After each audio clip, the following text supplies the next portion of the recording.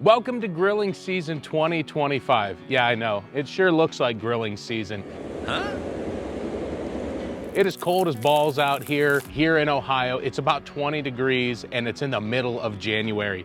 And I'm out here with the all new Traeger Woodridge Pellet Grill, and we're gonna make something very fitting for this winter wonderland scenery that you see behind me, and that is some over-the-top chili.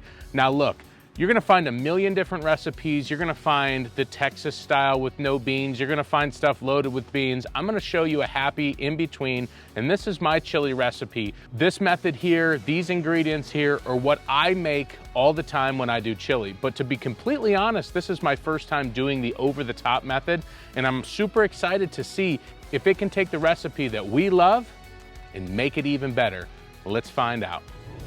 Now you see all these ingredients in front of me. I'm gonna point them out to you and I'm gonna tell you about each and every one of them. First off, we wanna start out with some fresh vegetables. Specifically, we've got a green bell pepper, a red bell pepper, and some chopped sweet onion. I like starting with the fresh because it brings that freshness to it. And I'm gonna show you a little secret with this that I see a lot of people skipping, and it helps make an even more delicious chili. To go along with that, we are using beans. I'm from Italian and German heritage. I was born and raised in Ohio. I'm sorry I don't follow all the rules in barbecue, and I don't live in Texas.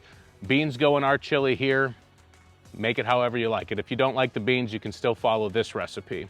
But we have the dark red and we have the white kidney beans. We also have mild green chili. You're gonna find that a lot of our stuff here today is mild because my family, specifically my wife, can't eat super spicy stuff. So I try to avoid it to keep her happy. To go along with that, we have some fire roasted diced tomatoes with garlic. I like using stuff with a little bit of extra, that fire roasted. It's just gonna add to that punch that this chili does.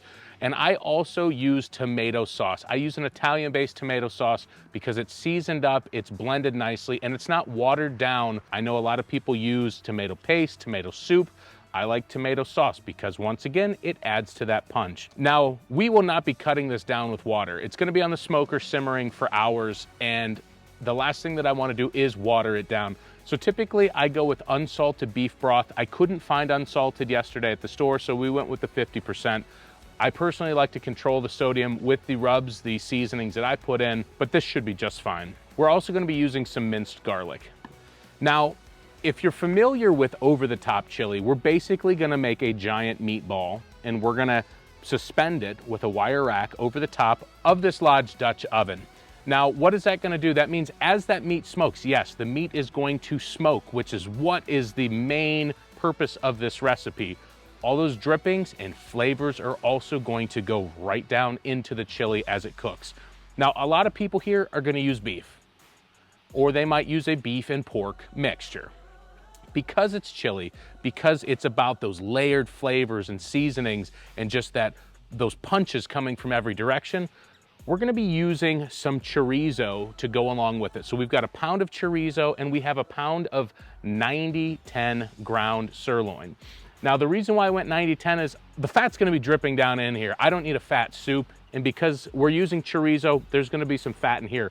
I don't need to add a ton more. Now, I talked about seasoning. Use whatever chili seasoning you like. There's a lot of great ones. I know Suckle Busters makes an incredible one. I know Meat Church makes an incredible one. I have to be careful because of the level of spiciness here in my household, like I've already mentioned. So today I'm gonna be using the Kinder's Mild Chili Seasoning, and I'm gonna show you exactly how all of these things come together for an incredible over-the-top chili in this winter's paradise here in Ohio. Now, let's get started with the first step. Cast iron Dutch ovens are one of the best things that you can cook in, and on an over-the-top chili, this is the absolute best piece of cookware that you can use for it. I told you I have a secret, and it's really not a secret, but I see a lot of people just take these raw ingredients, throw them in the pot, throw them on the smoker or on their stove. You're missing out on something very important. Vegetables and those flavors unlock as they cook.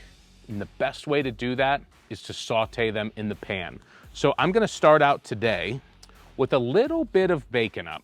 This is a secret weapon. If you're not cooking with bacon up, this is basically rendered down bacon fat.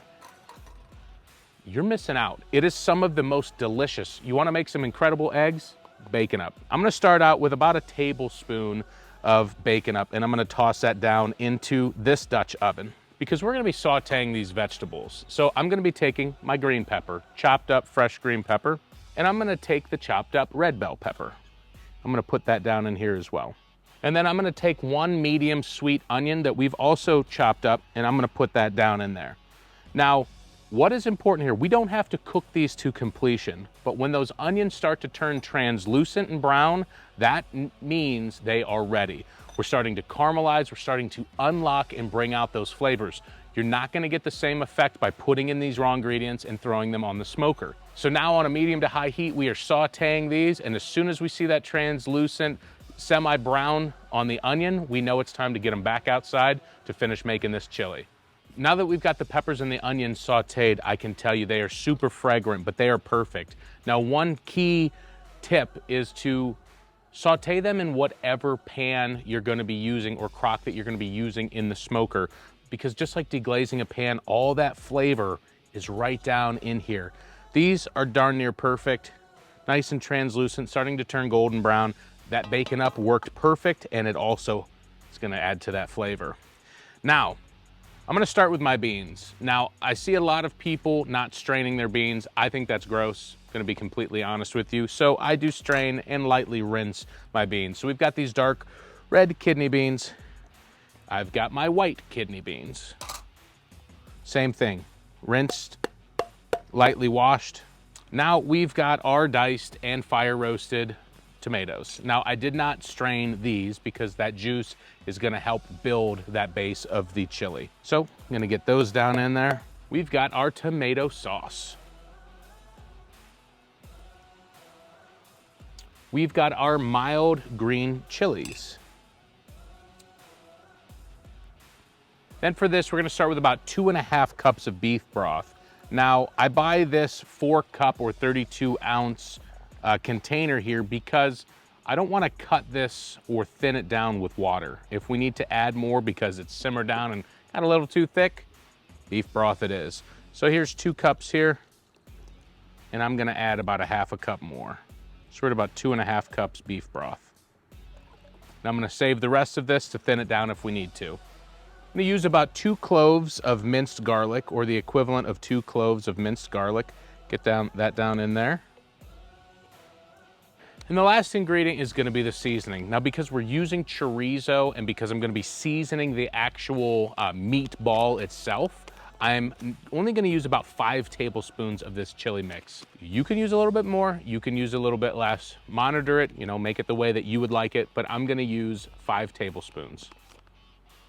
There's 1, 2, 3, 4, and 5. 1 pack is about 5 tablespoons, works out perfect. Now, got my spoon here. I'm gonna give it just a good mix so that all of those ingredients are nicely mixed and so that seasoning isn't just floating on the top. All right, I'm gonna set that off to the side a little bit. I've got a mixing bowl. I've got my pound of chorizo, got my pound of ground beef. We're gonna get that mixed up. We don't have to go incredibly crazy with this because it's gonna be broken up and put down into the chili anyways, but we wanna make sure that it is fairly consistent. Get in here. Try not to overwork the meat, but we're gonna mix this ground beef and this chorizo together. And there's our meaty ball. Now, one of the best things to use in this cook is gonna be a wire rack. Why is it great? Because we're gonna suspend it right over the top, just like this. But we're gonna want a little bit of seasoning on this meat before we get it on the smoker. I'm gonna be using today one of my favorite bullshit rubs out there. It's literally called Bullshit. My mother-in-law bought me this. She thought it was funny, but it actually is a really good rub. And I'm just going to coat all sides. Not gonna go incredibly crazy, but now I greased this wire rack or oiled it with some spray olive oil before I brought it out. Just doing that so it doesn't stick. But essentially, we're ready to get this chili on the smoker. Now, what do we have to do? Well, I'm gonna give it one last stir here. We've got that Traeger Woodridge set to 225 degrees. We've got our meaty ball. we've got our Dutch oven with the chili down inside, and that is going to sit on top just like so. And that's how it's gonna cook. It's gonna absorb that smoke into that meat. It's gonna render down the fat into that meat, right down into that chili, and that chili is also gonna be exposed to that smoke in the smoker. It's currently running at 225 degrees. Let's get it in, see you over there. Got the Dutch oven over here at the Traeger Woodridge, 225 degrees for 1 hour. We wanna bathe this in the smoke. Get this thing open. Now, I did remove the upper shelf. You can do the over-the-top chili using the upper shelf to hold the meat. I like to use this so that I can take the meat off easily with just the rack. I don't have to worry about it. So, get this here. I'm gonna get it kind of centered like so. Lid closed, 225 degrees for 1 hour. At that point, we're gonna adjust the temperature up so that the meat cooks more and we get a good simmer going on that chili. See you then. We're now at that 1 hour mark, 225 degrees. Let's take a look. You can see that meatball is getting a nice mahogany color. That's what we're looking for in the smoke. Now it's time to crank up the temperature. But one of the most important things is that we monitor the internal temperature of this meatball, because we need to cook this to about 162 to 165 degrees because we want it to be about fully cooked when we break it up and put it down in the chili. Now, today I'm gonna be using my ThermoWorks RFX. This is the truly wireless thermometer. Now, you'll see that I also have the pit probe in here because why not? It comes with it, gives me a chance to monitor that as well. First time that I'm using this, but I'm going to insert that right here into my meatball. One last thing that I want to do is get yourself a spoon and get in here and stir that chili just so there's nothing riding the bottom. Gives you a chance to scrape the edges as well. Everything's looking good. It's not looking too thick, not looking too thin at this point. But now that we're going to kick up the temperature, we know that it's going to thicken up a bit. So I'm going to get this spoon off to the side. I'm going to get this thing closed and I'm going to go over here to the controller. We're going to set it to 350 degrees. At this point, it's a waiting game. It should take roughly about another 2 hours or so. It's about a 3 to 3.5 hour cook in general. Mind you, temperatures are a little cold today, so it's going to take a minute for this to get up to temperature. 350 degrees, stir it occasionally just so we don't have anything caking up. But in general, it's a waiting game. It's a cold day. I'm gonna pack these cameras back up and we're gonna head inside. We will see you when it is time. We're at 164 degrees now. This over-the-top chili smells incredible. The meat has got a nice bark on it, nice mahogany finish. This Traeger Woodridge did a phenomenal job. It's smoking this over-the-top chili. Now it's time to pull it out. Man, I tell you what, this over-the-top chili smells incredible, but the job itself isn't quite done yet. What does that mean? This meatball that's sitting on top has reached 165 degrees internal temperature, but it has to go into the chili. We're gonna need to break it up. So I'm gonna remove the ThermoWorks probe, get that set off to the side. Look at that. That has a beautiful, beautiful color, beautiful texture. It smells incredible. I'm gonna break this up. Oh, look at that. Nice little smoke ring. I just wanna break this down into smaller than bite-sized pieces because we want it mixed up into the chili. I'm gonna get rid of our wire rack because we don't need that anymore. And I'm gonna take this meat, and I'm gonna put it down into the chili. Take my spoon here, and we're gonna mix that in. Now it's time to let some of those juices soak up into the meat. So we're gonna put it back into the smoker. It's still set at 350 degrees. We're gonna put it back in for about 20 minutes.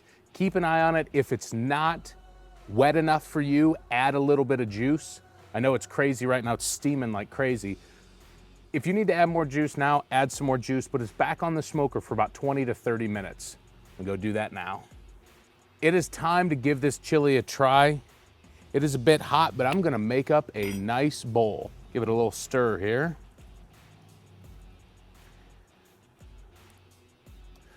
And with all of the ingredients, it is pretty hearty, and that's how I like my chili. I don't want it to be soup. Now for me, a bowl of chili isn't complete unless we have some sour cream. So I got some Daisy's light sour cream, and I'm gonna take a dollop of Daisy, put it right over the top. Got a nice Mexican cheese blend. I'm gonna sprinkle that over the top. Now we can't end a video without trying. And this over-the-top chili, first time that I've ever made it, and I've doctored it up, my personal recipe for chili, and I wanna see how it is now that it's been smoked.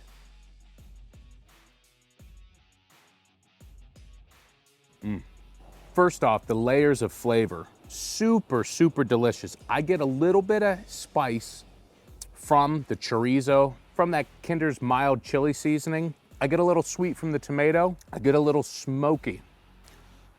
Everything in here is incredibly tasty, nice and tender. Everything is cooked very well.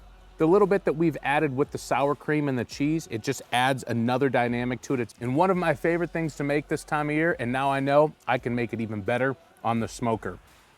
There's not a lot to talk about with this chili. It's delicious, and it's good, and it's cold outside, and I've got a hot bowl of chili. To be frank with you, I'm tired of standing out here. So be sure to subscribe to the channel, be sure to like the video, and if you're interested, I would check out this video right here.